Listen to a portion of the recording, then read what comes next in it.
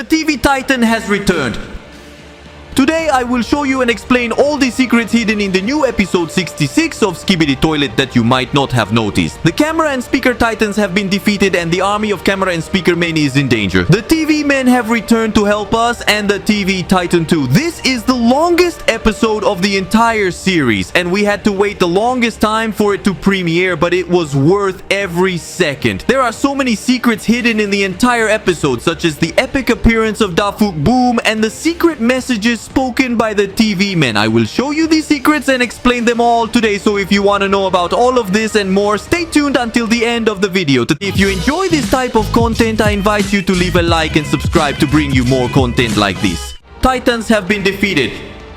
In the new episode 66 of Skibidi Toilet, at the beginning we saw how the great war between the Skibidis and the camera and speaker men unfolded with many explosions and rockets. In this part we can see how one of the great cameramen is hit by one of the rockets, while the other great cameraman throws away his bazookas because they are out of ammunition. In the background there's a cameraman covered by a toilet, and at this moment speakerman drives by on a toilet, the same one we saw at the beginning of episode 25. Then an upgraded camera helicopter arrives with many rocket launchers, but after firing at several Skibidi toilets it seems to be hit by an enemy rocket. Seeing this, the POV cameraman takes action, uses his rifle and shoots a paralyzing ray at the Skibidi in front of him. His fellow cameraman finishes off the Skibidi with a weapon that shoots spears similar to what the camera woman uses. In the background there are several medical camera ships, presumably waiting for the war to calm down a bit to land and help repair the fallen soldiers. At this moment the POV cameraman receives a message on his tablet, but if we pause right at this moment we can see that the screen is green and the face of Dafuq Boom, the creator of this series and the mysterious secret agent who often appears in the background of these videos, can be seen. Somehow he managed to interfere with the signal or the image to show his face here, and when the image stabilized we could see the defeated camera and speaker titans with the Skibidi scientist and G-Toilet behind them smiling maliciously. This confirms that the G-Toilet from the previous episode was indeed a fake, as the real one is here, completely safe and smiling because his plan worked. We can see that the paralyzed Titan speaker is lying on the ground, although at the end of the previous episode we saw that he had wounds but not so severe. Perhaps the wounds were painful enough to render him unconscious. That is, after he got up he might have tried to approach the Titan camera and couldn't go on falling to the ground. Additionally, remember that the Titan camera was dying because he was badly damaged, and in this image we can see electric sparks coming out of the reactor in his chest, indicating that he is seriously injured. Everything suggests that both the Skibidi scientist and the G-Toilet ordered the POV cameraman from episode 65 to take this photo and send it to his comrades, as he was the only cameraman left alive there. If you find this episode interesting and epic so far, I challenge you to like my video right now, subscribe and activate the bell to be one of the first to know all the new secrets of each episode. The cameraman sending us this message is the cameraman who has survived the longest in the entire series, since he appeared in episode number 3 and was still alive until episode 65, where he was the POV cameraman. According to what we understand, the Skibidi scientists and G-Toilet spared his life so he could send this message. It could be said that he is still alive until episode 66. Additionally, on the tablet the message Skibidi Skibidi Skibidi appears, indicating that he was forced to write this. Another curious detail is that on this tablet it says cameraman 1056, which could be the identification number of the POV cameraman for this episode, unlike what we saw in episode 56 where that POV cameraman had a tablet that said the number 1247. Upon seeing this news, the POV cameraman couldn't hold back and slammed the tablet against the ground. His companion, upon seeing this news too, couldn't believe it. He stood up, dropped his weapons to the ground and became so furious that their cameras started vibrating. They were so angry that they preferred to fight the Skibidis barehanded. The POV cameraman grabbed a Skibidi with his hands and started punching him. Suddenly, a strange figure stood beside him and offered him a knife, which he took without hesitation and stabbed it into the Skibidi toilet's head. Perhaps the POV cameraman thought that one of his cameraman colleagues or maybe a speakerman gave him this knife, but as he was was so focused on killing the SKIBIDI, he thought twice and simply took the knife. However, this mysterious figure is none other than Dafuq Boom, and this is because if we pause right at this moment, we can observe that this figure has a belt with a silver buckle, white sleeves, and black gloves. If we remember, all cameramen, or the majority of them, wear a sort of vest that covers their waist, so the belt of the cameraman is not visible. You might think it's the knife speaker man, but it can't be him since he wears a red shirt. And here we can see white sleeves, so the only one matching this attire would be Dafuq Boom himself, just as we saw him at the end of episode 64. His belt buckle, black gloves, white shirt, and the rest were clearly visible, so it's him, and somehow he teleported to this battlefield to give this knife to the POV cameraman. This is the second time he has given something to a POV cameraman, as we remember that in episode 62 he gave a pair of headphones to the POV cameraman at that time, who later died. With this, we can see how Dafuq Boom usually helps the army of cameramen, but he doesn't do much to ensure they win the war. Perhaps he isn't really helping the cameramen in the war, but rather providing tools to make the battle more violent, or to ensure they live long enough to record these videos better. As remember, Dafuq is the one uploading all these videos to his YouTube channel, so perhaps he handed over this knife so that the POV cameraman could clearly record how he stabbed a SKIBIDI toilet. If he really wanted to help the cameraman with his teleportation power, he would take them to different locations. It even seems like Dafuq Boom has a certain immunity to attacks or explosions because he always tends to be very close to the battle and is never harmed. So more than being an assistant, he is someone who is just fueling the fire of this war. After this, the POV cameraman continues to advance and sees cameramen punching SKIBIDIs and several dead SKIBIDI toilets on the ground. There's a giant SKIBIDI with broken sunglasses next to him, which he wore to protect himself from the power of the TVs, but they broke in battle. Suddenly, he is attacked by the speaker woman, who starts stabbing him in the head with knives. Since the SKIBIDI is small, she has to stab him several times to cause damage. The knife speaker man also arrives to help the woman stab this SKIBIDI. So the POV cameraman, seeing that this issue is resolved, continues to advance and sees a speaker man finishing off a SKIBIDI on the ground. But a SKIBIDI helicopter appears in the sky and gets shot in the eye. This is a harpoon just fired by the camera woman. She continues shooting at the SKIBIDIs in the air, but also at those on the ground. With her left hand, she gives a thumbs up gesture to the POV cameraman, indicating that she can handle this situation without any problem. Then we see that all the SKIBIDI toilets have a harpoon stuck in their heads. After this, the speaker man who was in front of him was also advancing, but he fell to the ground because he was shot by a spider SKIBIDI. Suddenly, a SKIBIDI thief was attacking his SKIBIDI companion for some reason, and this was because he was being controlled by the parasitic head of the TV woman. And this is how the three Powerpuff Girls have reunited. When I saw this part, I also noticed something strange. There's a kind of sign or giant screen in the hangar behind them. And let's remember that Dafuq Boom always hides hidden messages on these types of screens. At this moment, it's black, so it could mean that it will change at some point and show a text message. So we need to rewind the episode to see when a hidden message appears on this screen. It appeared right at the moment when the POV cameraman was firing his paralyzing ray. We could see that there was something written on that screen, but because there was so much smoke and it was far away, we can't really understand exactly what it says there. Although it seems like there's a kind of H or L and something else. It seems that Dafuq Boom tried to hide a message from us here, but it's too far away to really understand what it says. But well, after this, the POV cameraman helps the speaker man up from the ground. This is a reference to what happened in episode 24 of SKIBIDI Toilet, when the POV cameraman was lying on the ground, and at that time it was this speaker man who gave him a hand to get up. That is, the same thing just happened, but in reverse. And right after that, the knife speaker man lands next to him, but they are not safe yet because a tall SKIBIDI is about to attack them. Suddenly, the SKIBIDI was attacked by something moving at very high speed, and it was none other than the brave cameraman in his glitched SKIBIDI vehicle. The speaker woman applauded him, and the camera woman thanked him by making a double thumbs up gesture. But for some reason, the TV woman had a very serious face and seemed not to agree with him, as if she didn't quite like him. Maybe she doesn't like him being boastful. And after this, the knife-faced speaker man and the brave cameraman high-five each other, and this clearly is another reference. It's very similar to the high-five between the Titan camera and the Titan speaker in episode 59. It's as if these two characters were the strongest of their species, but in normal version. That is, among all the normal size speakermen, this one is the most powerful, just like the brave cameraman. But what they did not expect was that the worst had just arrived, because in the background a large black outline could be seen, indicating that a giant being had just teleported here. Could it be that we will finally see the epic return of the TV Titan? Since the TV woman is helping us, he could come with her. However, many SKIBIDI toilets started appearing and there were explosions everywhere, so the camera and speakermen who were there had to start running. Suddenly, two pointed metals could be seen, and in the center something rectangular. When I first saw this, I thought it was the TV Titan because he has things on his back in this shape and his head is rectangular. But then something circular could be seen, which was the head of the SKIBIDI scientist. As soon as the POV cameraman realized it was him, he turned around and saw how the TV woman hugged her friends to teleport them and get them out. In the background, cameraman was seen running towards this hangar, and here we can see a TV man who wasn't here before, which would mean he just teleported to help us escape. But he told the brave cameraman a hidden message that can only be understood if we play the video backwards, so pay close attention to what we will hear next.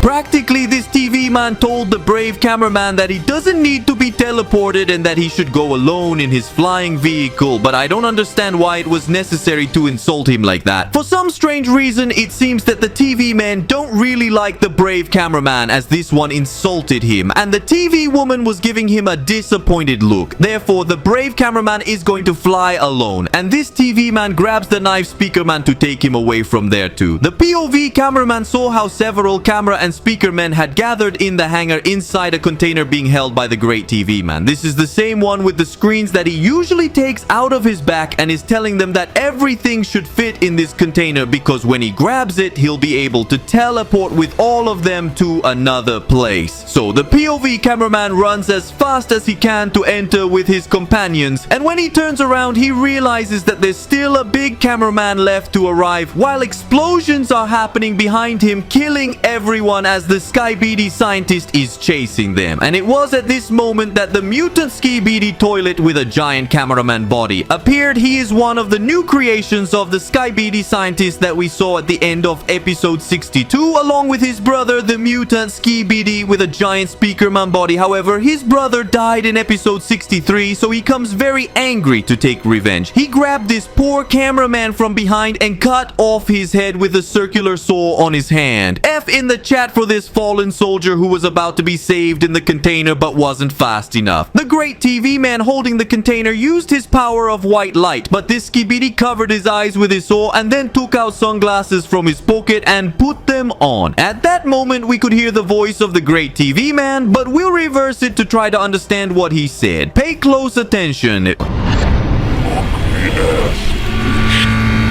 Basically, the great TV man just insulted this evil SKIBIDI in the worst way for having killed this great cameraman. The SKIBIDI just laughed at this and saw how they were teleporting away, escaping from there. They arrived at a strange place, and as soon as the container doors opened, they saw many TV men, and the great TV man told us a message that, when played in reverse, said the following: "Get out." If we pause at this part, we can see under the arm of the great TV man that in the wall behind it says the message "Containment Lockdown." This could mean that they are in a place that is very well blocked and contains whatever is inside, that is in a very safe place. We see that here are the knife speaker man, the speaker woman, the TV woman, and the camera woman. But behind them is a strange TV that we can't see its body. My theory is that this screen is part of this place, and you'll understand why the POV cameraman looks up and sees other TV men guarding the place. But we also see a light with something waving. It's as if on the other side there's some kind of window or light source, and we can see the shadow of something waving, as if this whole place is moving at high speed or flying. And after this, a TV man scientist approaches the POV cameraman and tells him another message that, when reversed, says the following: "This remains confidential." Basically, he tells us that we can't tell anyone about this place because it's still confidential. And if we pause at this part, we can see that this scientist has a card that says of 67 with a drawing of a TV. But this is written backward, which could mean that the TV man, in addition to speaking backward, also write backward. That is, in an inverted way. Therefore, the TV man can hear, speak, read, and write backward without a problem. Maybe this is the scientist TV man whose ID is 67, just like the cameramen also have a code. And finally, the POV cameraman sees to his left how something very giant is moving, and at the end of the episode, a very loud and mysterious voice can be heard, which seems to be a giant TV man since the message was reversed. This, combined with the fact that the place they are in is something that is moving and very giant, could mean that they are inside the TV Titan. This is not confirmed, but it's my theory, as this strange place they are sheltered in has different clues that lead us to think this. And maybe the strange TV we saw here is some kind of TV that the TV Titan has, which he uses to see inside it and talk to his TV man companions who are protecting him. That is perhaps the secret base of the TV man is inside the TV Titan. Or it could be that this entire secret base is being carried by the TV Titan while it's flying or something like that. Although there's also the possibility that the TV Titan that is still being repaired is located next to this base, and the light we saw with a waving shadow could be due to the wind or a flag or something similar. Write me down below in the comments what you think about all this, and if we reverse the message from the last voice we heard at the end of the episode, it will say the following.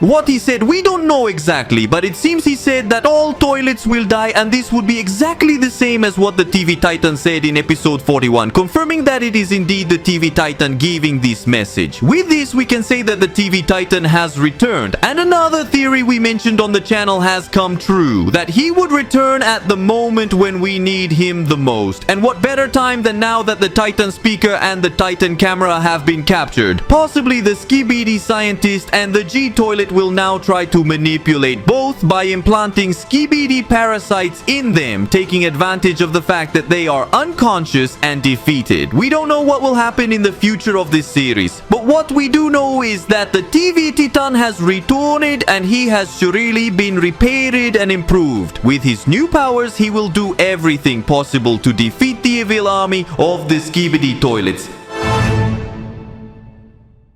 If there was at least one secret in this video that you didn't know about SKIBIDI Toilet, I challenge you to like the video right now and subscribe and hit the bell to be one of the first to see all of this. I am Jorge Isaac 1.15. See you in the next video, friends. Greetings to everyone and goodbye.